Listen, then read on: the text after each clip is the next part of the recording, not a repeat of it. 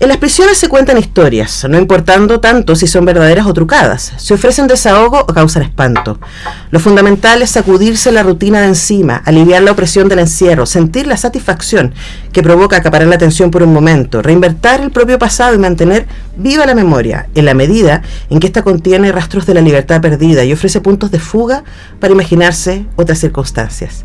Eso es parte del prólogo de A la sombra, retratos de escritores condenados a prisión, del doctor en historia y autor de varios libros, Manuel Vicuña, que nos acompaña en el estudio esta mañana. ¿Cómo estás, Manuel? Bienvenido. Muy bien, gracias por invitarme. Yo muy feliz de hablar contigo, además fue un placer leer tu libro A la sombra. Yo pensé que iba a ser mucho más difícil, mucho más oscuro, y es interesante el ejercicio que tú haces de ir mezclando, y por eso escogí ese párrafo para partir, ¿no? Estos espacios de libertad que da la palabra y también de denuncia, como va a ser varios de los casos, Dostoyevsky y Oscar Wilde, entre otros, y también de resistir desde la poesía. Que me parece que es algo que es absolutamente necesario, sigue siendo necesario en momentos hostiles, ¿no? Entonces, primero preguntarte, tú has escrito muchos libros históricos, pero ¿por qué te acercaste a este tema en particular que te llamó la atención de la escritura de la cárcel? Fue un poco sin buscarlo, no es que en algún minuto dije voy a escribir un libro de escritores recluidos en prisión, aun cuando sacando la cuenta hay miles y este podría ser un libro infinito. Pero me leí un libro, que es una carta en realidad bastante extensa, que se llama De Profundis, que es uno de los textos claves de la literatura epistolaria, y que lo escribió Oscar Wilde cuando está preso en Reading, en Inglaterra, y es una carta que en un principio va dirigida a su ex amante, o su amante Alfred Douglas Bossy, un aristócrata inglés, y el texto es completamente alucinante. Sí. O sea, por su contenido, por su forma, Wilde decía, yo fui el lord del lenguaje, y efectivamente recupera esa condición en esta carta. Y es una carta de ajuste de cuentas en donde básicamente en un comienzo tiene como finalidad herir en lo más profundo a Alfred Douglas, frente a cual Wilde siente un odio profundo porque considera que fue motivo de su perdición, pero poco a poco la carta se va transformando, una carta que se escribe a lo largo de meses, que se va escribiendo a diario, y Wilde va encontrando una cierta forma de redención en la experiencia carcelaria. Sí, ahora expliquemos, pues a lo mejor la gente no lo sabe, Manuel, que Oscar Wilde llega a la cárcel por esa relación, ¿no? Llega por esa relación, llega por relaciones homosexuales, contraviniendo lo más fundamental de la moral victoriana. Claro, o sea, el papá de Bossy, que era un aristócrata importante, lo manda a la cárcel. Claro, y digamos, la homosexualidad, la homosexualidad está criminalizada en ese entonces, como lo estuvo hasta 1000 años después en muchos países, incluido Chile. Y él en la cárcel encuentra, él hasta entonces había sido el gran esteta, el gran cultor de la belleza, el dandy por definición. El dandy por definición, el hombre con las frases más mordientes de su época en los salones por donde se movía, y en la cárcel encuentra como la redención a través de la experiencia del dolor. En vez de buscar el placer, la transgresión de los valores, encuentra en el dolor una forma en la cual uno toca fondo, y al tocar fondo uno se hace conciencia de lo más valioso que tiene en su propio interior. Todo esto mezclado como con una relectura de la figura de Cristo, un Cristo que es totalmente humano, no tiene nada de divino, aquí no hay teología de por medio ni metafísica, pero para él Cristo es el gran artista, porque es el que logró de alguna u otra manera retratar o darle voz a todo el amplio espectro de la experiencia humana, partiendo por la gente que estaba, por decirlo así, más abajo. Igual considera que el arte tiene que hacer lo mismo. Entonces para el Cristo, o la historia de Cristo, o el Evangelio, es más potente como literatura que todas las tragedias clásicas de los griegos. Claro, entonces esa lectura de profundo, yo me acordaba cuando leí el capítulo de Wilde sobre también cómo me impactó, lo leí hace muchísimos años, el desamparo, y además lo bueno del capítulo que tú le dedicas, y quizás como sirve como ejemplo para entender el resto del libro, es que está muy contextualizado quién era esta persona antes de entrar a la cárcel. Entonces en cada caso tú nos explicas, esta persona estaba en este momento de su vida, en este momento de su carrera, y llega a la cárcel por esta circunstancia, y cuando está en la cárcel le pasan estas cosas y produce este tipo de escritos. Ese es más o menos el recorrido que tú haces en cada uno de los casos. Ahora, a mí me llamó la atención de que hay casos muy notables, Angela Davis, ¿cierto? Y como decía Dostoyevsky, el mismo Wilde, y hay otros que no son tan conocidos, que no son tan notables. Y quería preguntarle también por esa segunda lección, porque uno dice, claro, obvio, yo leo Wilde, igual me interesa porque es un escritor importante para mí, ¿no? Dostoyevsky, y Angela Davis desde el feminismo también, sin duda, pero ¿por qué estos otros más anónimos? ¿Qué había ahí? O sea, bueno, es verdad que el libro, o sea, por una parte yo quería recorrer distintos países y siglos. Entonces está Polonia, está Alemania, está Francia, está Italia, está Chile, está Estados Unidos. Pero quería no solo tener personajes como renombrados, intelectuales a escala universal, está Gramsci, está Kropotkin, el príncipe anarquista, en fin, sino también quería la experiencia carcelaria, por una parte chilena, del siglo XIX y del siglo XX, y ya no, qué sé yo, el preso político muy significativo, sino más bien el reo común. Porque, claro, cuando uno piensa los intelectuales van a prisión, resulta más o menos fácil imaginarse que lo primero que piden es papel y lápiz.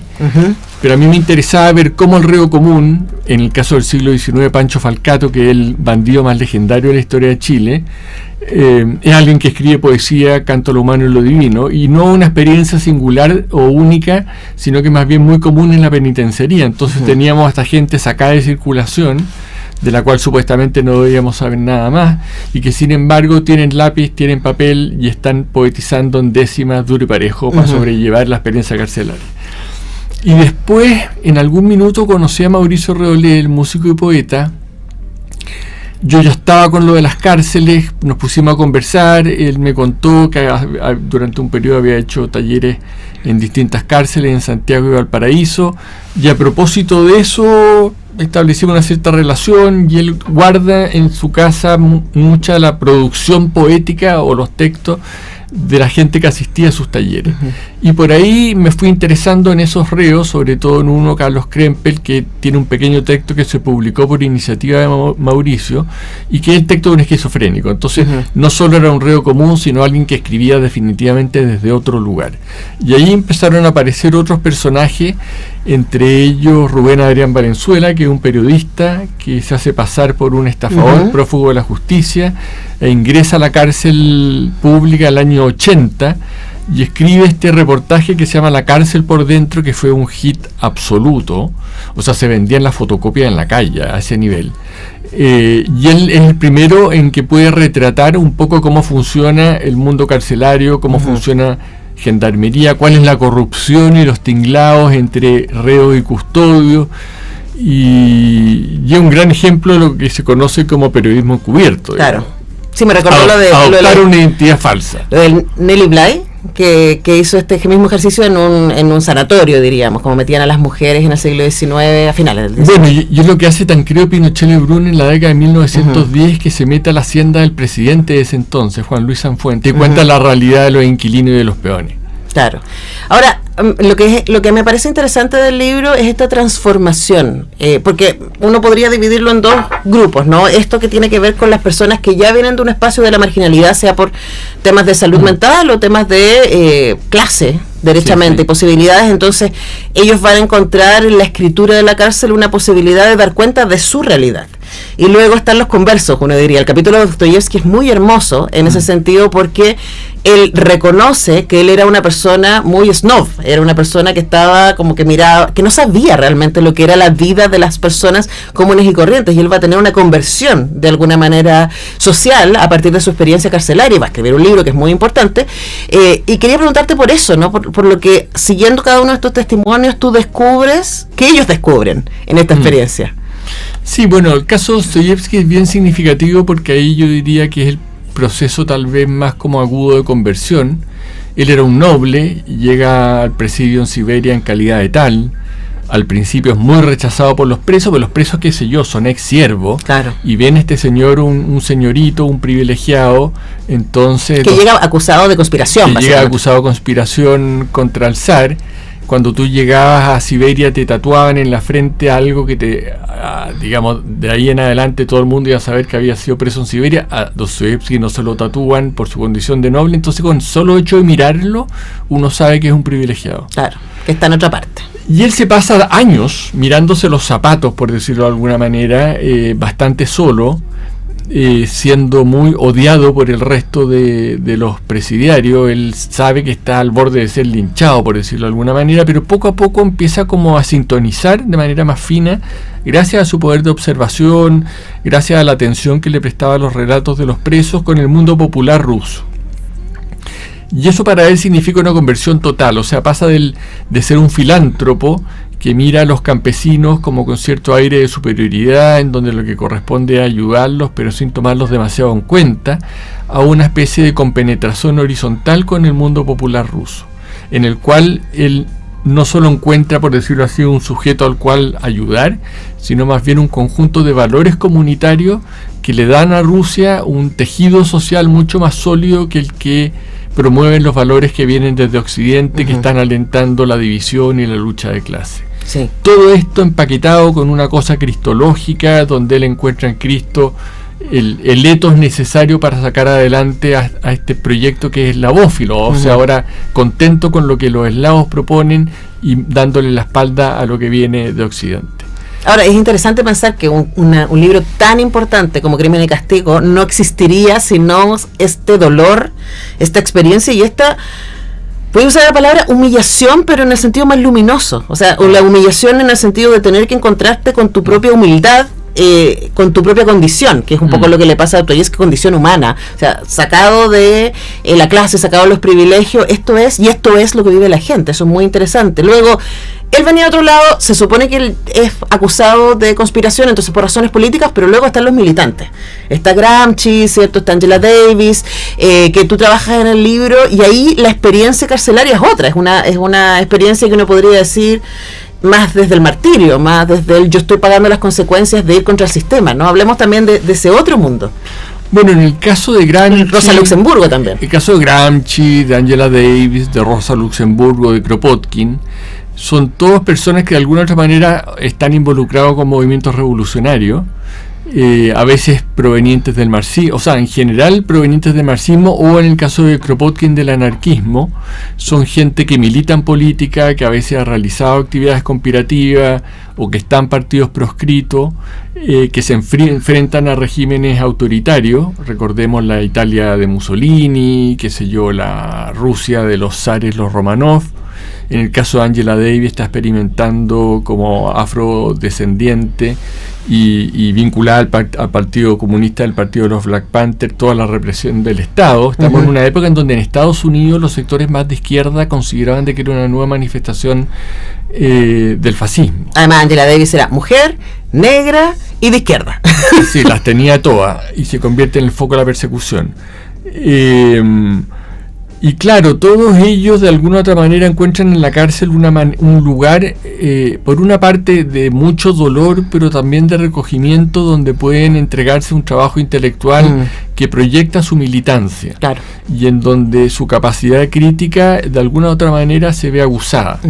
Y no solo critican cuestiones generales, sino que también critican a veces, como el caso de Angela Davis, la misma institución carcelaria. Claro, y además, y es interesante porque en el camino también generan distancia respecto a sus propias organizaciones políticas, pero no a sus valores.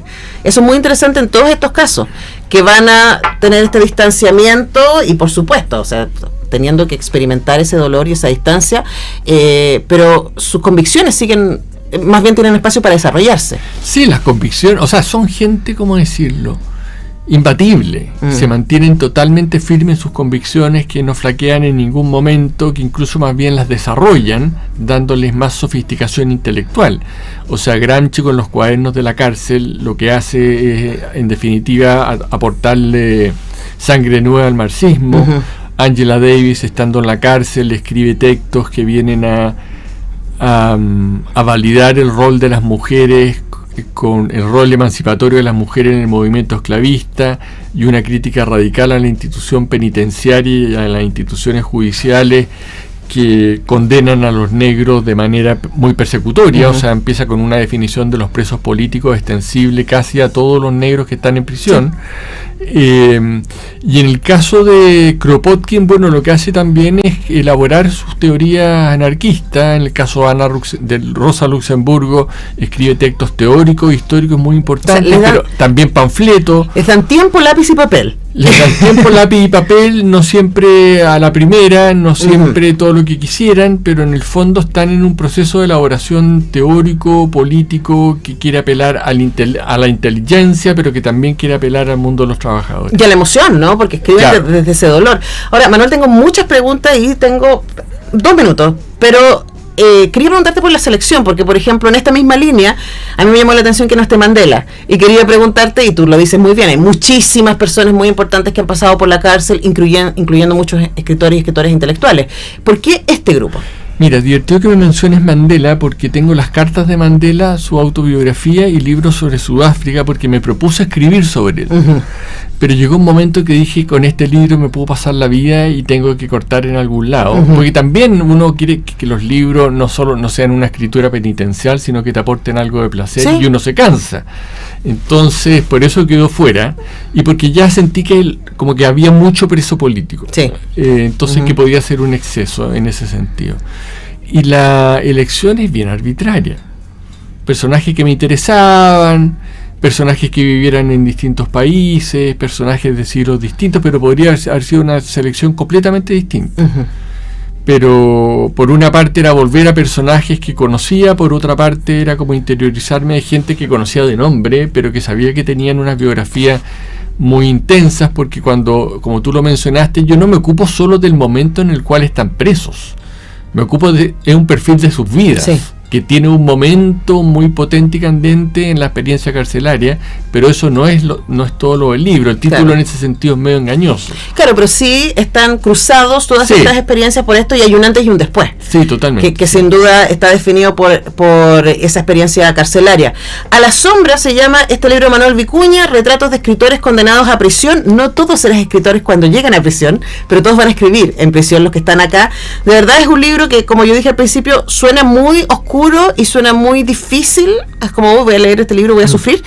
Y la verdad es que a mí me pareció un libro muy esperanzador en el sentido de la libertad que puede dar las palabras en espacios en donde, lo dices en alguna parte, me pareció tan bonito, ¿no? O sea, la literatura como resistencia cuando no hay otro espacio de libertad. Así que les dejamos la invitación a que lo busquen. Acaba de salir por Six Barral Planeta, A la sombra, retratos de escritores condenados a prisión, del doctor en historia Manuel Vicuña. Gracias por venir, Manuel. Gracias por la invitación.